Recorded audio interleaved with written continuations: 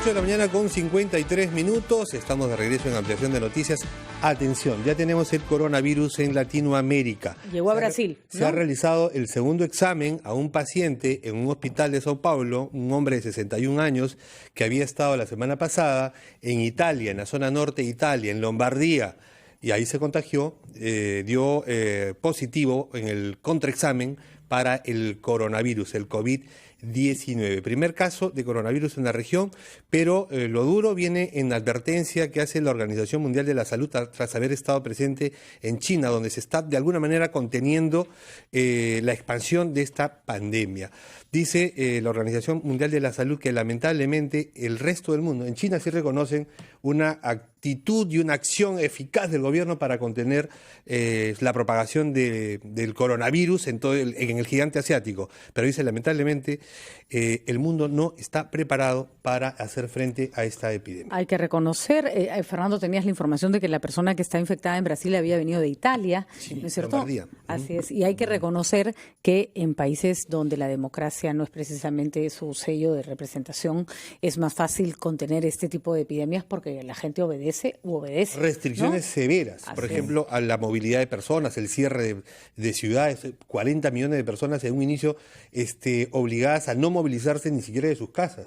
Estábamos comentando con Ricardo más temprano, le acabo de enseñar a Fernando un video que es un video oficial, un video que se han tomado en las cadenas de noticias, que ya está por supuesto en nuestra página web, que un ciudadano no quiere hacer caso a la policía que lo detiene y que lo quiere poner en cuarentena, se baja del auto, se quita la mascarilla y automáticamente unos señores vestidos de astronautas le caen encima, pero con una red que parece para cazar mariposas. En la cabeza. En la cabeza, listo. Inmovilizado. Inmovilizado el señor, llevado a donde lo tienen que llevar. En nuestro país la cosa es más complicada. Sin embargo, vamos a hablar con el doctor Manuel Loaiza, él es director del Centro de Control de Prevención y Epidemiología del MINSA, y vamos a hablar con él de varias cosas, del coronavirus, que ya está en América Latina, y también del dengue, que es otra de nuestras grandes preocupaciones. ¿Cómo está, doctor Loaiza? Gracias por acompañarnos. Muy buenos días, gracias por la invitación. Bueno, ¿preparados o no preparados? En la medida de lo posible, suponemos. Sí, estamos preparados, como dice, en la medida de lo posible, efectivamente. Mucho depende también de la ciudadanía en cuanto a lo que es el pánico que ocurre por este tipo de epidemias y sobre todo por la automedicación que se hace en muchas personas y que a veces complica mucho el tema de la identificación rápida de los pacientes. Ahora, se ha recordado, sin embargo, el doctor Elmer Huerta, nuestro consultor médico, lo recuerda permanentemente, que hay otras enfermedades también de las vías respiratorias que son mucho más peligrosas, ¿no? Por ejemplo, el resfrío mata mucho más gente que el coronavirus, pero hay que estar preparados. ¿Le podemos, doctor, antes de que se presente en nuestro país, recordar o en todo caso indicar a la población cuáles son las medidas de prevención frente a la posibilidad de contagiarse de coronavirus? Sí. Esa es una muy buena pregunta. Efectivamente, hay enfermedades que tienen mayor letalidad como la... Todo va a ser todo mal, no me he tapado como debe ser.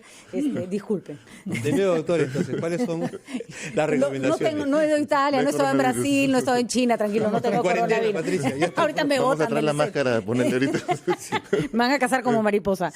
Disculpe, doctor, lo interrumpí. Las recomendaciones son efectivamente, hay enfermedades como la tuberculosis extremadamente resistente, que es mucho más contagioso, que tiene una mayor letalidad. Lo más importante es la etiqueta respiratoria, que permite de una manera, cuando uno estornuda, poner siempre el antebrazo. O sea, eso que yo no he hecho. Es el antebrazo, poner el lavado de manos que se tiene que hacer, la preferencia, lavarse la cara, lavarse la mano permanentemente, o usar un papel de una toalla y poner a un dispensadero, no botarlo en la calle. Nos explica, doctor, porque hay personas que nos escuchan por radio y no ven la imagen, exactamente cuál es la acción que se hace con el brazo para que uno pueda contener el resfrío, ¿no? Okay. El estornudo, ¿no? Sí, usualmente el reflejo uno pone a veces la mano para poder evitar que las gotitas salgan disparadas. Entonces lo que uno pone es levantar el antebrazo, ponerse cerca a la cara y estornudar, de manera que el estornudo va a quedar en nuestra cara prácticamente y en nuestro cuerpo, o sea, pero no va a contagiar a la persona. Poner la cara, digamos, en el borde del codo. En el borde del codo, exactamente. Y lo importante también es lavarse la cara, porque a veces uno estornuda, pero también da un beso. Entonces también puede contagiarse. Entonces lo importante es lavarse la cara, lavarse las manos permanentemente. Es parte de un proceso que se hace para evitar. Y el otro es también toda secreción nasal. igual tratarlo en un papel, no en un pañuelo, porque antes usaba pañuelo, papel, toalla y botarlo en un tacho de basura. Doctor, confírmenos, el único contagio posible del coronavirus es por la vía nasal y vocal. Así es. No hay otra manera de contagiarse. Así El es. contacto, por ejemplo, con esa ropa humedecida. Si yo le doy la mano o un beso, ¿eso también podría contagiar a una persona que está con el coronavirus? Hasta la fecha hay dos formas de contagio, según lo que ha dicho la OMS. Una es la forma respiratoria directa y la otra son las partículas, que son nada más los fomites, que son los aerosoles que se generan, que puede estar en la mano o en la cara. Pero tiene un tiempo de vida, usualmente después, casi entre 4 horas aproximadamente, esa partícula viral ya muere. Entonces, usualmente la forma rápida es respiratoria, pero también se recomienda justamente que las secreciones se puedan limpiar o desinfectar. De acuerdo. Eso es lo que pasa con el coronavirus, que no llega, y cuando llegue vamos a tener que tratarlo como un resfrío, digamos, común y Así corriente. es. No se requiere mayor ciencia para evitar la propagación del coronavirus. Así es. Dengue. El dengue nos preocupa un poco más en estos momentos, porque esa es una realidad, ese no es el futuro. Pero le vamos a pedir al doctor Loaiza que nos espere un momentito, que tenemos que hacer una pausa, revisamos titulares y volvemos con su explicación sobre lo que nos está matando, sobre todo en la selva sur de nuestro país, el dengue. Ya volvemos. 9:04 de la mañana. Fernando, estamos conversando con el doctor Manuel Loaiza, director del Centro de Control de Prevención y Epidemiología del Ministerio de Salud. Ya nos dio todas las indicaciones sobre el coronavirus que llegó a Latinoamérica, todavía no ha llegado a nuestro país. Sin embargo, como bien lo comentábamos desde el inicio de la entrevista, nosotros tenemos nuestros propios dramas, que ya están aquí, que no se han ido a ninguna parte, que nos atacan todos los años, y hay un brote serio de dengue, sobre todo porque, como nos han explicado las autoridades de salud, no es el dengue que ya conocíamos, es un dengue que ha mutado, por decirlo así, y que se está expandiendo con velocidad por la selva y el norte de nuestro país. Doctor Loaiza, ¿y ahí qué hacemos? Porque eso es más complicado que lavarse las manos, ¿no? Tenemos 3 regiones que han estado en emergencia, que hemos sacado un decreto de urgencias con la finalidad de apoyar con toda la logística, sobre todo la vigilancia epidemiológica, control vectorial y manejo clínico en San Martín, Madre de Dios y Loreto. Lo que estamos haciendo es el control básico para evitar esto es que el zancudo pique. Y la única forma es evitar que crezca y se reproduzca y muera. Sí. Entonces, eso es control vectorial. Y acá había mucha renuencia, a diferencia de Quillabamba, acá había un brote que hemos estado la semana pasada con la ministra. El control vectorial en Quillabamba es 85% efectivo. En Madre de Dios llega a 60%. En Loreto a 60%. ¿Y por qué no llegamos? Porque hay renuencia de las casas a aperturar.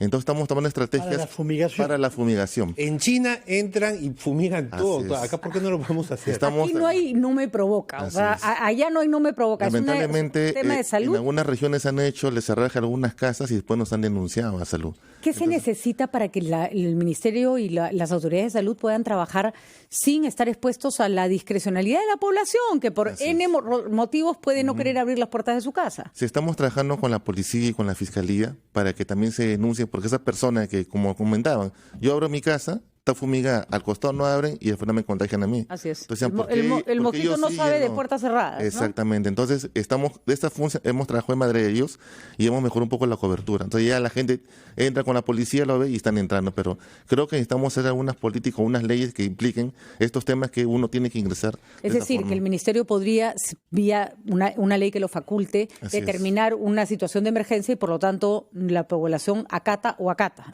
No hay más. Sí, porque de nada vale que hagamos toda una inversión en fumigar cuando hay casas que se quedan y justo los mosquitos se van a escapar y se van a quedar atrapados y después se reproducen. Es verdad que se nos dice que no hay que almacenar agua, que esa es la mejor forma, pero para los que viajamos por el Perú y viajamos en zonas donde no hay agua potable y donde llueve mucho, el almacenamiento de agua es no solo voluntario, sino que cualquier chapita, tapita, cosa que tengas al aire libre se llena de agua en una lluvia en 5 minutos, ¿no?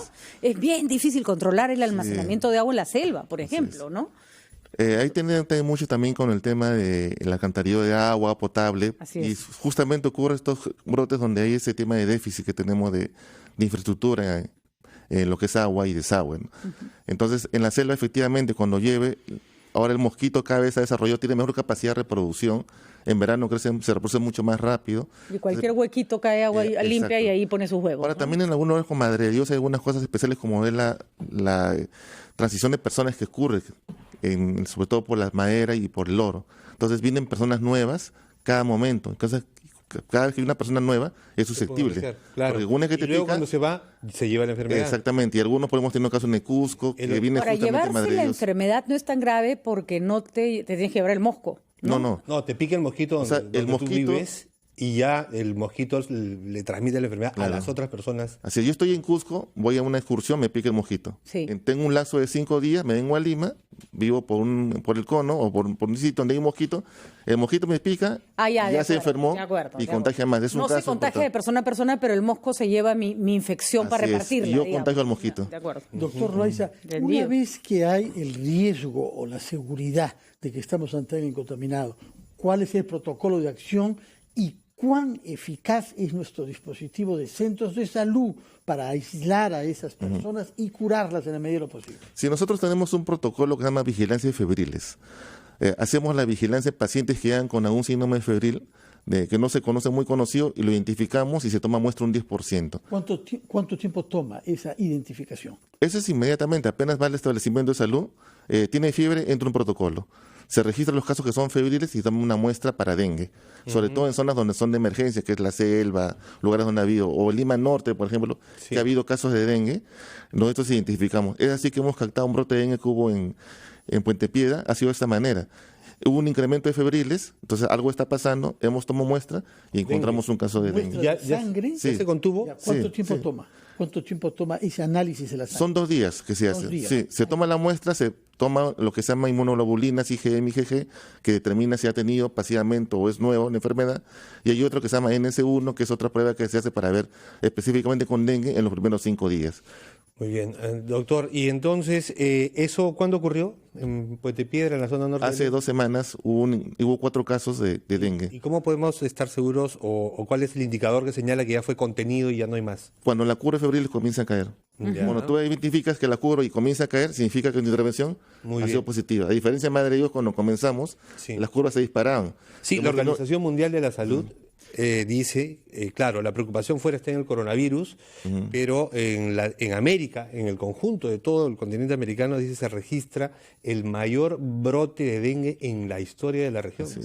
Lo que usted nos dice es importantísimo con respecto a las herramientas legales, porque no solo servirían para poder fumigar en el caso del dengue, sino si en caso de llegar el coronavirus, el ministerio pueda poder Una tomar emergencia decisiones inapelables, digamos, Así es, ¿no? así es. Porque yo imagino tratar de mantener en cuarentena a la gente en ese país es la cosa más complicada del mundo. Sí, ¿no? no Si van ni a siquiera querer- respetan la luz roja, imagínate, van a querer quedarse metidos en su casa. Pero evitemos también, y eso es lo que hacemos acá con información científica, y por ejemplo, para eso lo hemos invitado, doctor, es el doctor Manuel Loaiza, es el director del Centro de Control, Prevención y Epidemiología del Ministerio de Salud.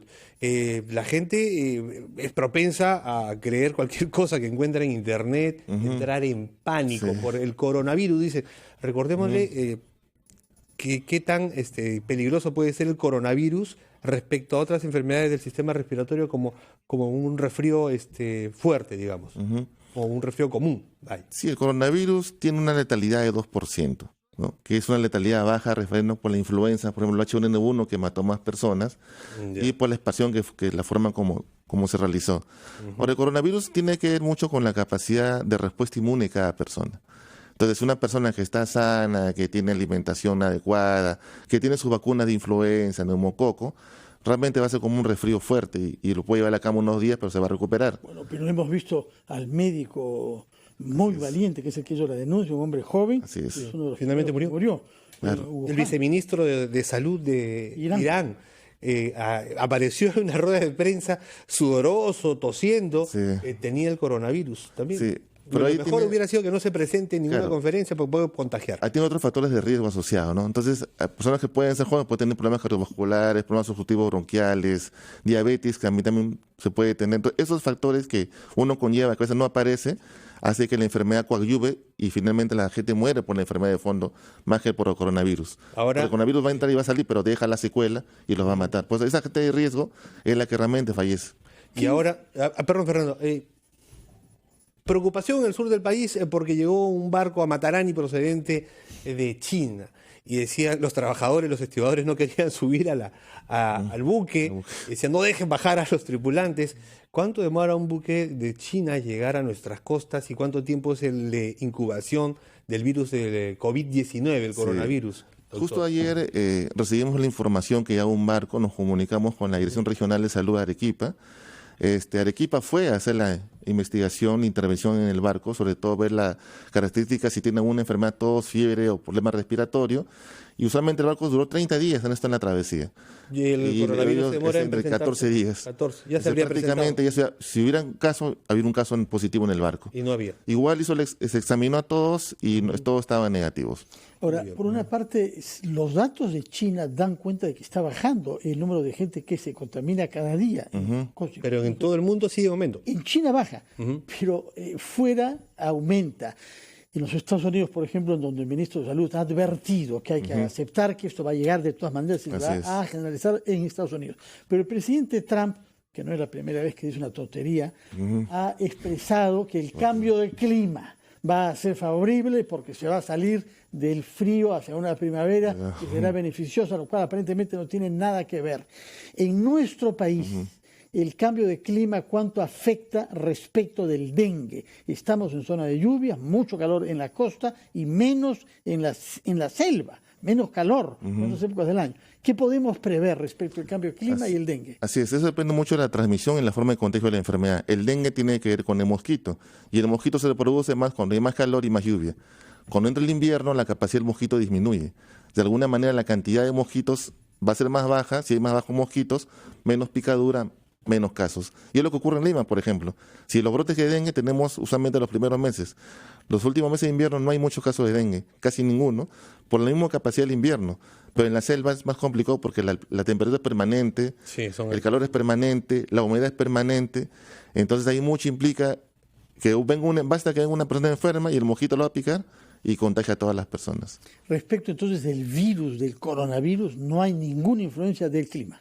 No tiene ninguna influencia relativa, eso es relativo, porque lo que más afectaría en caso de la sobrevivencia del virus fuera, en lo que decimos las secreciones, que no hay más calor, va a morir más rápido.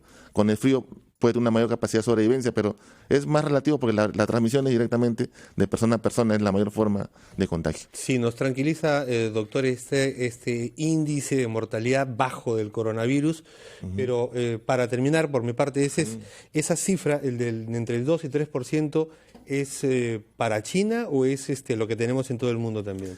No, eso es ahorita para China, ¿no? Si específicamente estamos trabajando en la información de China que tiene hasta el 90% de casos. Ahora, lo que sí es importante, ¿no? La enfermedad, cuando una vez le da a una persona, de ahí la deja sensible o le da inmunidad.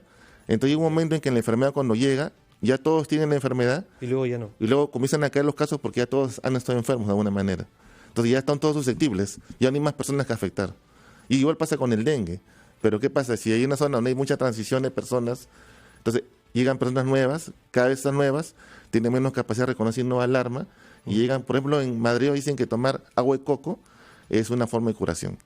Toman agua de coco, pero cuando ya están con signo de alarma van al hospital. Y ya llegan prácticamente casi muertos. Dios, por favor. Si quieren tomar agua de coco, tomen agua de coco, pero rumbo al hospital. No, nadie le dice que el agua de coco no la tomen, pero que no.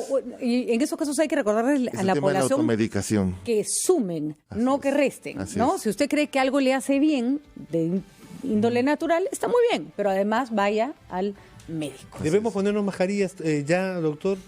Por ejemplo, en los aeropuertos que reciben a pasajeros, donde hay flujo de turistas. ¿Sí? Todavía estamos en una fase de contención. La mascarilla se usa usualmente cuando hay una fase de comunidad de transmisión generalizada. En algunos países lo usan de forma regular, como Japón, por ejemplo, de forma cuando vienen sus turistas, lo usan porque ellos se pueden enfermar como tuberculosis. Está en la lista roja como país nosotros. Entonces nos pone, sobre todo en Lima, ¿no? Pero normalmente no. ¿Medidas especiales para el inicio de clases dentro de un mes? Sí, estamos tratando de trabajar con los ministerios de educación para informar también a los niños el tema de la etiqueta respiratoria, que es muy importante. Igual también, si identifica una persona enferma, mejor es que falte 2 días a la escuela y que contagie a todos los niños. Y los colegios van a tener que ponerse fuertes, devolver a los chicos a casa, ¿no? H1N1, ¿se acuerdan que un tiempo tuvimos que cerrar los colegios 10 días? Y esa medida fue efectiva porque 17% de casos disminuyeron después del corte de los colegios. Muy bien, muy bien. Muy bien, doctor. Muchísimas gracias. Doctor. Importante entonces la preocupación por el dengue en nuestro país y también las medidas preventivas que se están tomando en caso llegara el coronavirus. Doctor Manuel Loaiza, director del Centro de Control de Prevención y Epidemiología del MINSA, estuvo con nosotros. Vamos rapidito a una pausa.